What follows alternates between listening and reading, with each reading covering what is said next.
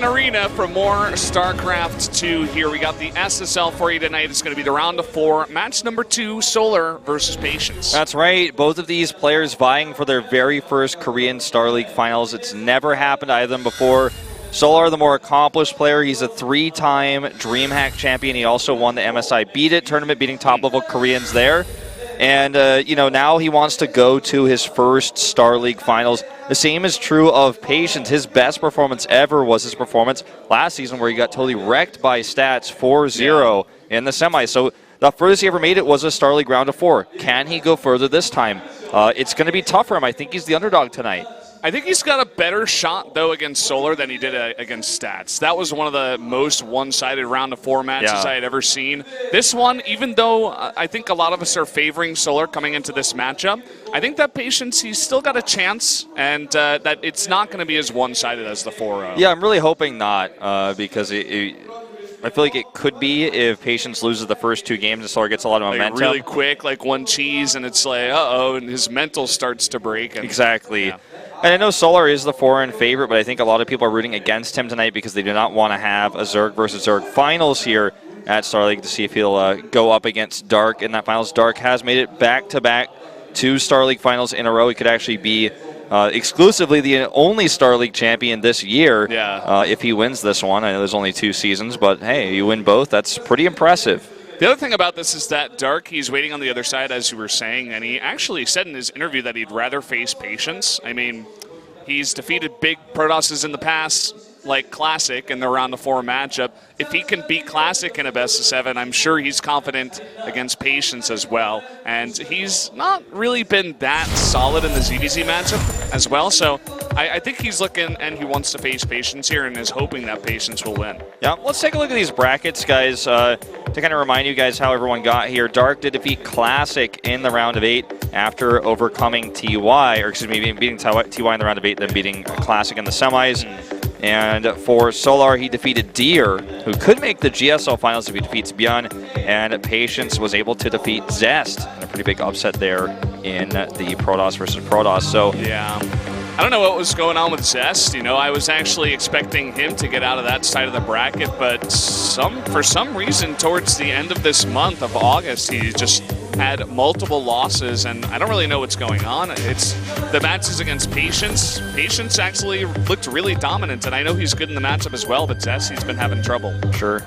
This is huge, actually. There's so many WCS points on the line for this tournament to send these players potentially to BlizzCon as well. It's super important for both of these players as they're already out of the GSL. Neither of them went deep in Season 1 of GSL either. To win here tonight to hope to go to BlizzCon. You talked about Zest underperforming. It's important to perform obviously in both tournaments if you can. Zest losing in both really hurts his chances. You look at these 2 players, I mean, they made it further than most people would have expected. Zest losing that round of 8 match was a huge upset, and Patience is hoping to go all the way here and get all those points. Yeah, I mean, even the matchup between Solar and Deer, like, I was expecting Deer to win that one. Solar made it look easy. He's like, no, I'm the favorite here, of course. So looking good in ZVP is another reason why I really feel like he's going to come in here against Patience and really just crush. I don't think it's going to be a 4-0, but maybe like a 4-1, 4-2 is what I'm thinking. I think so too, but let's see what Patience has prepared. As the lone Afrika representative in both Star Leagues here in Korea, he's got some good practice partners to play with. He also can practice with other players that are not preparing for Pro League, or perhaps players that are preparing for Pro League that want to practice against a Protoss when their team is, they want to play against someone who has a different style than one of their teammates, for example. So definitely a possibility. For example, maybe creators like, let's practice together, stuff like that. Yeah. Or, just some other process can give him some props, some tips. Not props. If it does well, give him props. Yeah. Give him tips. We're going to go into our interview video, though, guys, to see what these 2 players thought about this upcoming match in just a moment. So stay tuned. We're going to take a look at that video. 프로토스전 같은 경우에는 제가 연습 때도 그렇고 대회에서도 그렇고 그렇게 많이 안 지는 편이라서 솔직히 4강 상대가 프로토스인 걸 보고 저는 정말 기뻐했어요. 저그전이 그래도 대회 때 준비하기가 편한 것 같아요. 연습 상대도 많고 준비를 잘 할 수 있을 것 같아요, 저그전. 지현이 형이랑은 제가 옛날에 스타원 아마추어 때부터 되게 친했던 형이라서 그래서 안지가 거의 한 6년, 7년 됐거든요. 그래서 좀 제가 평소랑은 좀 다르게 확실히 준비해야 될 것 같아요.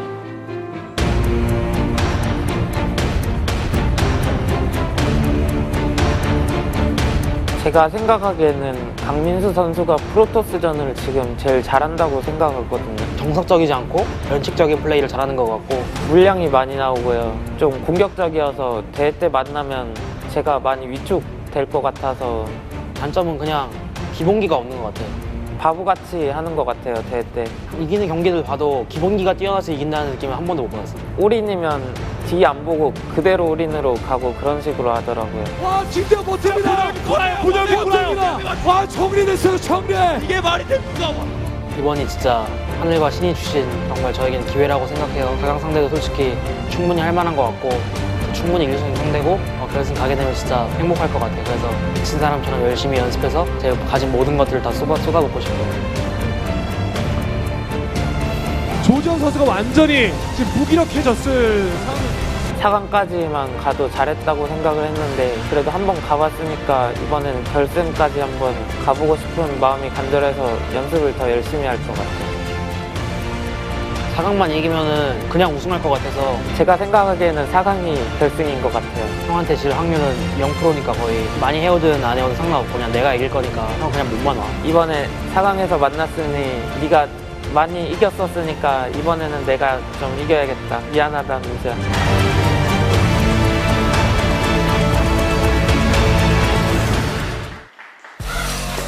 So there you have it, guys. Lots of nice words, but also some trash talk, specifically coming out of Solar there. He's like, all I got to do is show up. I don't even have to practice, man. You got no chance. Yeah. Patience showing some confidence, but not as much. Like, this guy is a 3-time DreamHack champion. Really, only Tasia has a better DreamHack record and performance than he does. He obviously also did very well, getting 3rd place last season. And he won the MSI Beat It tournament in 2014, which I mentioned is actually a pretty solid tournament. And this guy is the favorite, okay? At a time in Pro League, he was considered to have the best Zerg versus Protoss, bar none. And that's what Patience said in his interview, too. He's like, I think this guy has the best ZVP in the world. We'll see if he can actually do that tonight, prove that tonight, because this is going to be his toughest challenge yet. It's pretty crazy for Patience to say something like that as well when, you know, Dark is crushing Protosses left and right. And that just shows a lot of respect that Patience has for Solar, especially in the matchup. I'm glad that you mentioned it as well. All right. You saw that result where he was 3-0 against Deer. He just crushed him. Now, this guy, okay, he won the 41 Summer Invitational. That's his victory. That tournament was tiny, okay? That tournament is a minor. He made it to the round of 4 in Valencia last year. Curious went on to win the entire thing. But this is the tournament where he's really looking to go to a real finals. He also won the WCA Asia qualifier, which is actually a much harder tournament, had a much larger prize pool. I'm surprised that wasn't listed.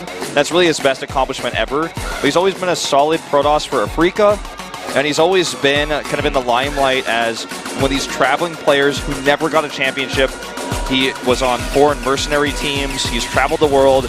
But Solar just overshadows him massively, big time. Now here's our map dropped here as we see Galactic Process doesn't make it all the way at the bottom there. We're going to see Apotheosis is the 4th map, but everything else is pretty standard here. Gettysburg, Dust Towers, and Frozen Temple. That's where the momentum is going to be gathered, and those are the maps we know better, and these players know better as well. I'm excited for Game 4 Apotheosis because when Dark versus Classic went onto that map, we had the Dark Templar.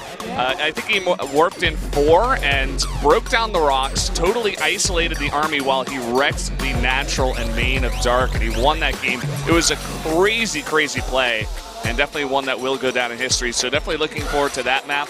And this is going to be really interesting. I think it's, you know, we're definitely giving Solar the benefit of the doubt here in terms of, you know, he's got more results. He's really good at this matchup. But Patience, when he practices a lot, he does really, really well. And he said he's going to practice harder than he has ever practiced for any other series. So I'm looking forward to some good builds and some really practice play out of Patience. I could not agree more. New Gettysburg is one of those great maps to show a really practice build on as well. It's one of our most unique maps in the pool. Very fast rush distance early game, and you can take later on 3rd and 4th base pretty easily as well.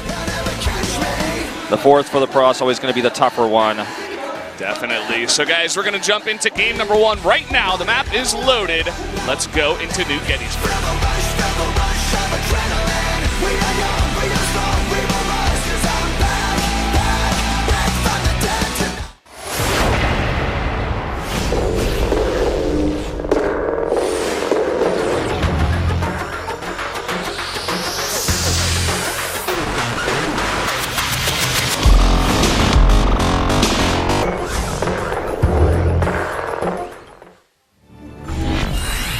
We are on New Gettysburg for set number 1 of our best of 7 tonight.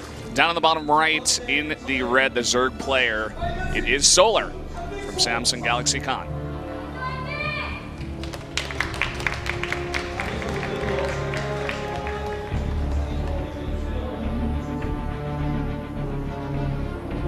Can't wait to see the Road Ravager composition he showed off last time. Over here at the bottom left, his opponent, the Protoss Patience. Looks like these are just fans. Can't wait to see you go to the finals. Patience wants to see a ZVP, not a ZVZ. Some just fan comments there. So this is it, and you know, it's kind of crazy to imagine that yet again Patience finds himself in the round of 4. We saw Solar fall out in the round of 8 to stats, actually doing that crazy queen all-in, which was highlighted actually when we saw Patience describe that Solar, when he goes all-in, he never turns back. Very known for doing things like that, but he's very good at it. You can even see Patience right now checking for like hatcheries. He knows that this guy, they know each other so well that he could be pulling some crazy stuff on any of these maps. Definitely, and it's always important to make sure you don't get cheese in the first game so you don't lose that momentum, because that is so important in a big match like this. So I do want to point out, of course, that this is kind of crazy that in today's StarCraft, we have these players on these teams like Samsung and Afrika, 2 underrepresented teams in Pro League, and you know, just not as known, not as big sponsor-wise as say SKT, the Dark, who's in the finals, or even Jin Air, SOS advancing to the GSL finals just last night. And we're going to have possibly a Samsung player or an Afrika player in this finals. I mean, it's going to be one of the two, and that's kind of crazy in itself. It's like when Rain was in the GSL finals when he was teamless, or you know, on a foreign team, not in a Kespa team, on My Insanity. It's the kind of thing you don't normally see in periods of StarCraft like this, and that's cool to me. It definitely is. Talking a little bit about this game here, we do have interesting placement on the tech of Patience all the way on the left side of his base. He could be just trying to hide what he's doing, or he might be going a little bit sneakier here as he gets more gas. Maybe a Dark Shrine. No, it's just going to be Glaives.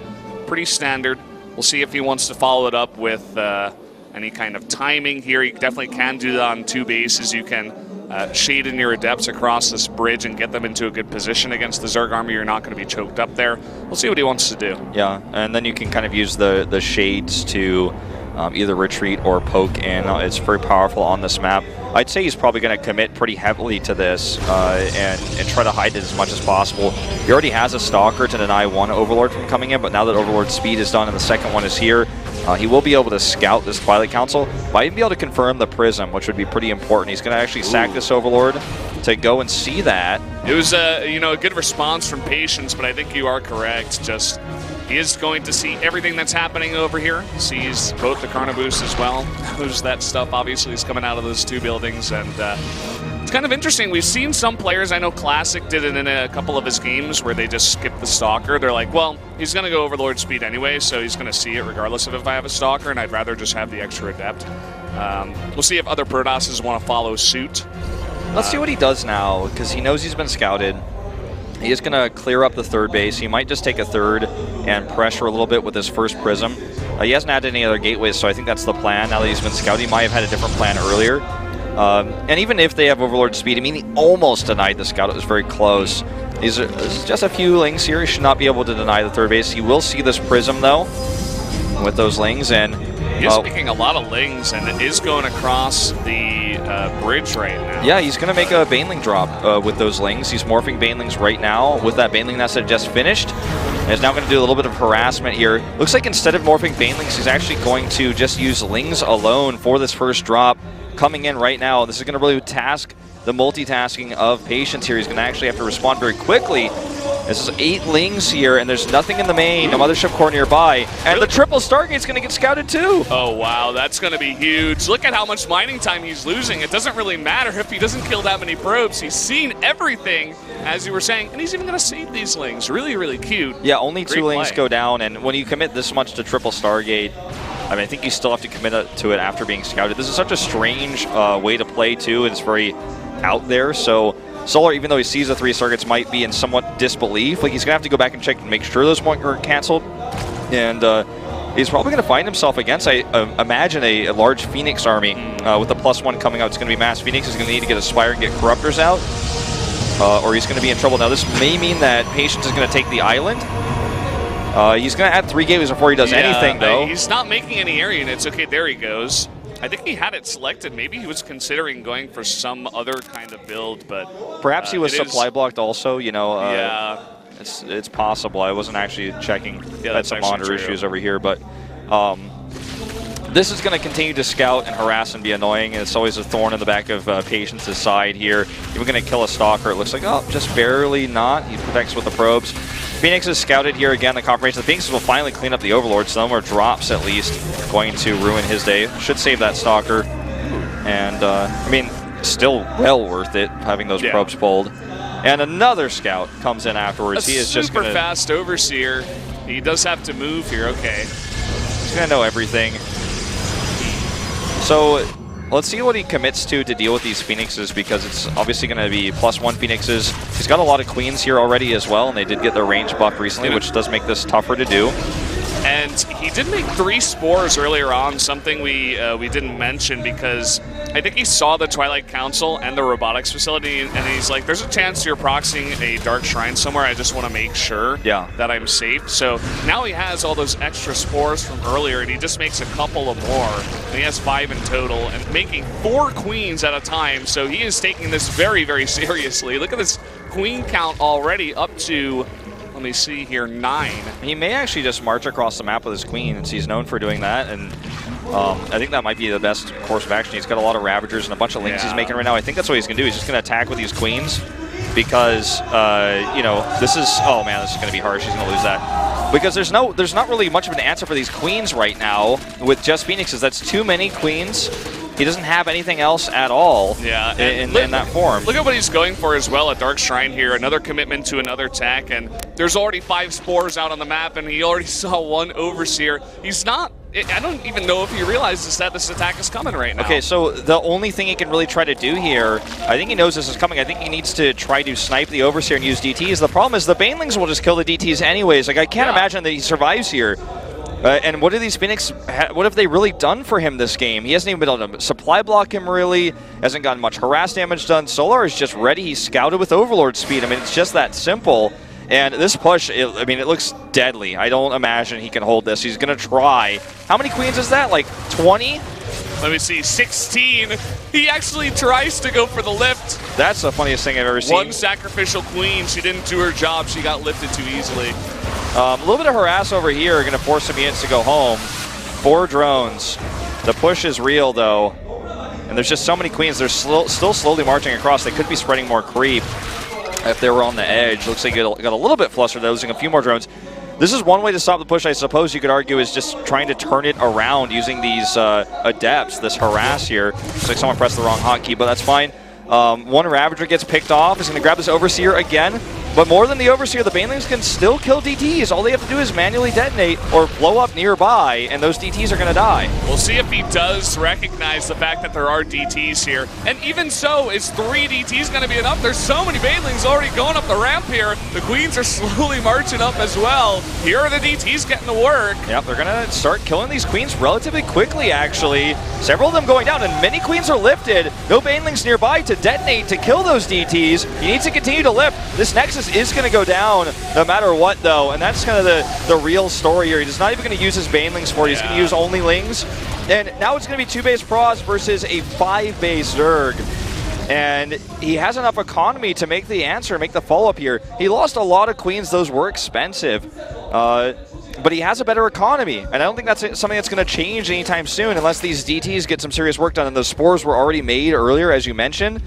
But now defending these Phoenixes becomes the hard part because he lost all those Queens. He's making 5 at a time. He's making 2 more spores. Let's see if he has enough anti-air to save himself here. Several Queens get lifted, and I'm starting to see the power of this strategy. And you know what Patience said in his interview is when Solar goes all in, he doesn't turn back. And this is kind of going to cost him some Overlords here. He still has a better economy, but he needs to maintain, obviously, his supply. Yeah, I mean, look at that. How many Overlords are going down. He's at 140 of 110 right now, and I guess he's said that he's done enough damage now, and now he's going to move in with the DTs. There is a Spore, but this is 3 DTs, and there's nothing to defend. He could just snipe the Spore. He's going to go for the Queen here because it's the only defense, and then he's going to get to work on this drone line. Exactly. This drone line's under fire. Meanwhile, the third base does get killed here by Zerglings. There's no answer for that. I mean, the 14 Phoenixes just simply can't lift them fast enough. Oh my god, he can't lose that last Spore. He doesn't have enough damage here. The drones are trying to kill us. He's transfusing desperately, and that's it. This is a problem, you know? He just doesn't have enough units. He didn't keep any Lings at home. He sent too many Lings to kill that third base. It seems like finally now he's going to bring everything back after taking out the third base. And these CTs will eventually be killed after he gets an Overseer over there. But look at this, the Phoenix is going to get right on top of the Overseer. He's going to have to rely on the Spores here for detection, and that's not going to be easy. Yeah. And this forces him to stay back, which means he can finally secure a third while killing this base. Can you check the worker count for me? My monitor is buggy today. Yeah, it keeps turning off on me. But okay, 63. So he still has a healthy worker count. He still has those other bases to the top right. So losing this hatchery isn't as significant as it would normally be in another type of game. He's just massing Archons, which I do love. He's like, oh, you can do only Lings, I'll go only Archons. Do you want to make Banelings? That's not going to be good against this either. He needs the Hydra Den that he's making right now. Oh, no way he attacks with these Banelings into this. I guess he might just barely have enough. He still has a lot of stuff here. Archons are the counter, but when you have enough Lings and Banelings, I suppose you still can win the fight, and there he does. He is kind of running out of units here, and more Archons and Zealots are being warped in right now by Patience. Can he save that third base? I think he will. You know, it's a crazy situation when you're making Zealots and Legacy of the Void, and yeah, man. We're seeing it a little bit here. More harass going down, but the key is that he saves this third base finally while doing the damage. Huge. But he still has a smaller army, and these Phoenixes are starting to get whittled down, and Hydras are coming out. There's only 6 Phoenixes left. He could just end the game with a follow-up Hydra / Lurker Ravager push with all the Lings he still has. 50 Lings on the map currently. Yeah, he does have 50 Lings, but he's still struggling with his economy. He's making only 6 Hydras, I think, in total there. And now Patience is beginning to realize, oh, I can just go for your economy. You know, go for your 5th and your 4th bases, because those are the only ones that are mining right now. And if I can take out that economy, you're not going to have much of an answer for me, my units, a little bit later on here. Yeah. Sorry, I'm just trying to get the monitor issue resolved. I hope everything is working at home fine for you guys. My screen is flickering. Valdez has his on, but of course it's not exactly what you guys are seeing, so I'd like to rely on the proper monitor. But anyway, hopefully everything's fine at home for you guys. Please tweet me and let me know. But 3 Archons here. I mean, he should have 3 Archons. Should he morph these 2 DTs into another Archon to help defend this base? Holding on to this is important. I think the real issue is that even though he killed a hatchery, there's just always been more larvae, there's always been more production, there's always been a better economy for Solar this entire game. And even though he killed all those queens earlier, and I'm sure people on the internet were going like, oh my god, he's got a chance, he's got a shot here. And he killed the hatchery. I really do feel that it's going to take a miracle for Solar to win this game. Look, GG. GG, that's it. Solar takes it. Solar does take the game there, and even though he was in control for most of that, it was looking scary at certain points in that game. Was definitely a decently close one there, but Solar with the win in game number 1. That is kind of what we expected. Solar playing a very aggressive, he was expanding so aggressively on that map, and he knew he could because he saw the build that Patience was going for with that many Phoenixes. You're not really going to have that much pressure on the ground. You can't kill hatcheries, so if you make enough Spores and Queens, you're going to have the defense for the Phoenixes, and then you can just, you know, drone up and you'll be totally fine. Realistically, if he left just a few Lings at home in his natural, when the DTs came in, he just kills them for free, and the game is even more one-sided. I feel like the crux of what happened in this game is simply the Phoenix build got scouted really early, and he confirmed, like, I don't know, maybe like 17 times that they were still going to be making Phoenixes, and that was actually the tech. He also scouted the Adept tech like super duper early, so he knew that was coming. So Patience had to change gears. I think his idea was like, all right, he knows what I'm doing. I'm going to do something super extreme that he won't expect, but then that also got scouted. So It's a rough time right now when you're playing against Zerg. I mean, if they get that Overlord speed, they can basically just scout everything that you're doing, and all the good Zergs are doing it. You see Dark Dude every single game.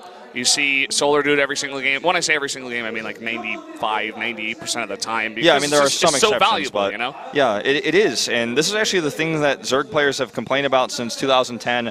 The beta for Wings of Liberty is, Zerg can't scout Protoss. They have like fucking 5,000 things they can do. Yeah. And so, you know, you got to be careful about that. You got to scout that. And this is why this Overlord speed is so important. And that's why scouting this basically won that game for Solar.